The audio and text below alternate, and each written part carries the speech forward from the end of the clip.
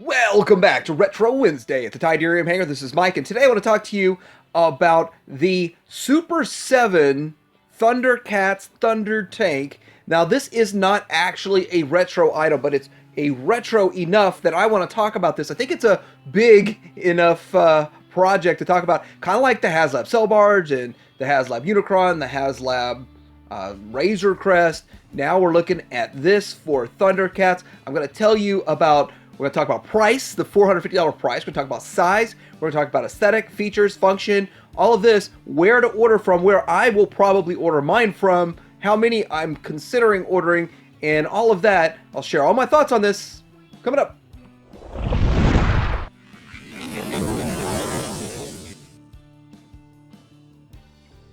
So first off, the reason I waited for Retro Wednesday to discuss this is because a lot of people feel like the retro or the vintage tank was way too small. Although it is actually a pretty good sized toy for the time, for the era, it's small for the toy line because the figures are so big. This new one is going to be so much bigger than the original one, and it's going to look massive. It is massive. We'll get into the size, but the numbers and measurements don't mean much when you look at the original Thundertank versus just one of the arms, the front arm parts. It's impressive. It is massively impressive in the size. And I actually personally think that if you have a vintage collection, you'll probably want to display your vintage figures with this. I think it would work for the vast majority, not every one of the figures, but the vast majority of the figures. It would still look good displaying your vintage figures in it, which is why maybe you'd want to get one to go with your Ultimates figures, your SUPER7 Ultimates, and one to go with your vintage. Here is the size of this thing. Now it's going to be 27 inches long, 17 inches wide, and yes, will not fit on my shelf, but I actually planning on just putting it on the floor right in front of my ThunderCats shelf, and I think that would make for an outstanding looking display right there. And it looks good. There's a lot of things that can be done with this. It's got a lot of different options with it, and of course, all we've really seen are some 3D renders and I think a really poor 3D printed version. The production one will be a whole lot better than anything we've seen so far.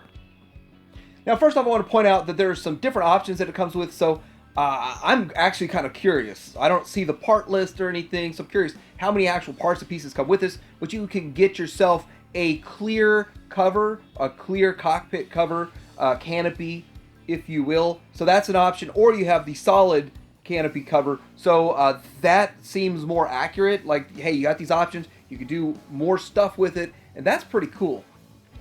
It also opens up really wide here, so you can see the inside of it. You can display your figures with it opened and them in the back. And there's supposed to be room in the back for 4 figures and then 2 in the front, so to seat 6 comfortably. Now, they did say that the original pictures and the original version, it's going to be bigger than the original version, like taller. They're going to increase the height of this thing so that the figures do fit in there with the doors closing. That is theoretically what's going to happen there. But again, this looks really cool.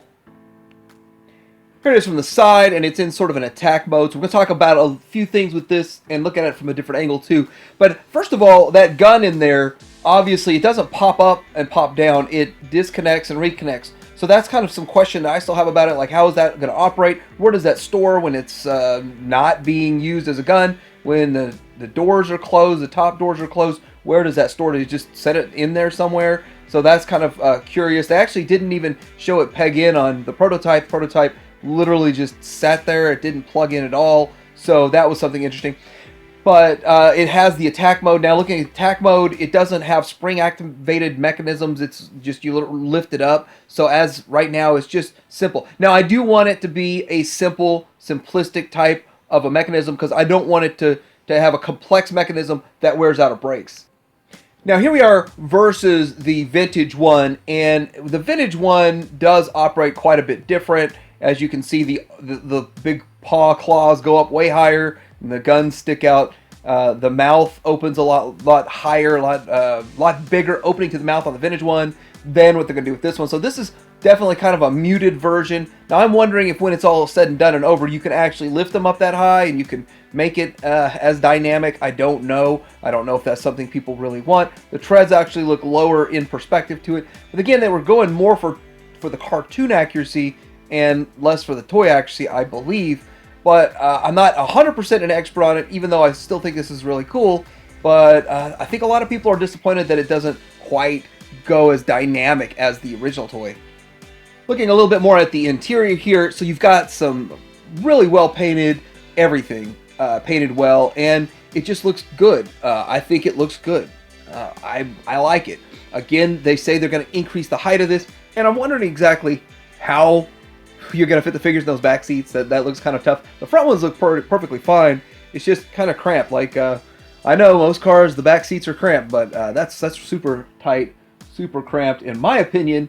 But here's another picture of the gun, and again, like, do you disconnect the gun, or will they have some mechanism where it slides down? Because it just doesn't look like anything would work for it to slide down, but that might be something that it does. The prototype, of course, didn't show that, so we're still all in the dark on that.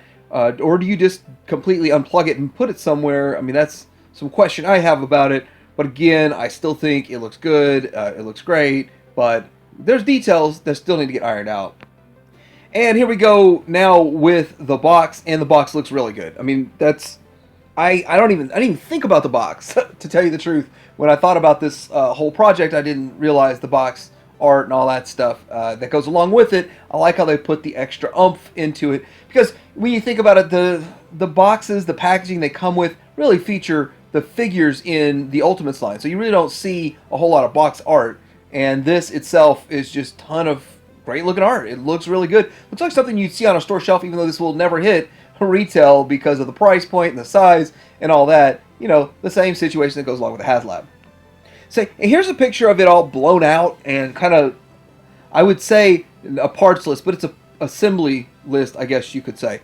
Now, one of the things they say about the price, so this is where we start getting into talking about price, is that the part count is really high on this. So the having to make the molds for every one of these parts and pieces and having working treads and all that stuff, it's going to cost more than just doing a playset that's more or less a big chunk of plastic and a couple of other small pieces to go with it. So that was the explanation. Now, I personally don't think that there's enough parts and pieces, even with the size, for it to really command the $450 price point. So I'm going to tell you why I think it's really $450.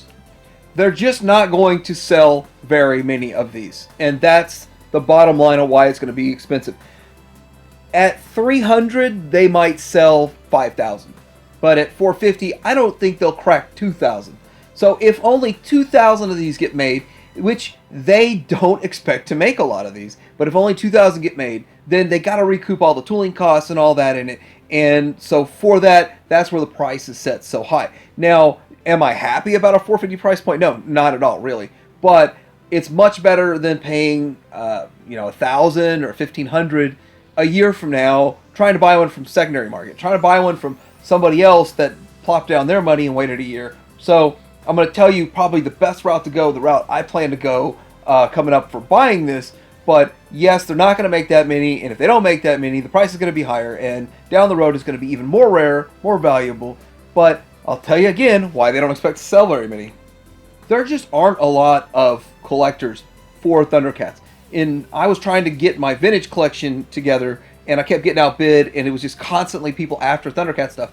But still, that doesn't mean that there's enough people out there willing to drop $300 to $450 on something like this.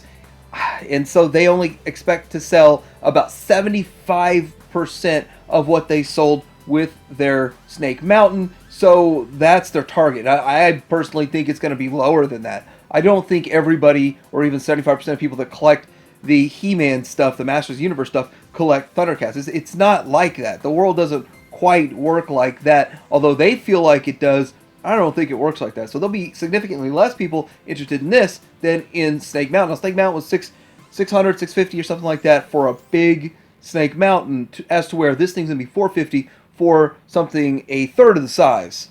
Now, there are a lot of places you can order this Thundertank, and you can go straight to SUPER7's page, and you can order it there. You could get it, I know Entertainment Earth, there's just a slew of places. I don't even have the whole list of everywhere you could get it from. But it seems to me that the best option out there is BBTS. And now I'm going to tell you the plus to BBTS, and then I'm going to tell you the negative to BBTS. But the plus to BBTS is all you have to pay is the $50 non-refundable down payment. So you put your $50 down, and a year from now when it comes in, then you pay the rest, which would be $4.99 plus tax, which is closer to $5.50 after tax, and then of course $4 shipping, so $5.54. Okay, and then you take your $50 down payment off, so it's $5.04. Is going to be due a year from now, is what it says down here in the pre-order notes, theoretically. So for that, you only got to front $50 now, and then pay the other $500 down the road. If you order through Super7, you're going to pay $450 plus $40 shipping plus tax. So you're still going to be paying $540 any way you slice it. So this is going to be $14 more in the long run, but you get to keep your money for an additional year. So that works for me. I like that. Now for this, if you want to, you could literally put $150 down and have 3 of them on hold for you. And then down the road, if for whatever reason, if you decide you want 3, you could buy 3. Or you could lose your $50. I mean, there's options there. Now, if you go through Super7 and you save your $14, you got to pay it all right now. So that's the downside. But if you go through Super7, you'll get it 2 months earlier. 2 months to maybe 3 months earlier than you would through any of the other ones. That's what happened with the Snake Mountain, according to everybody that was involved in that. I wasn't involved in it, so I don't really know.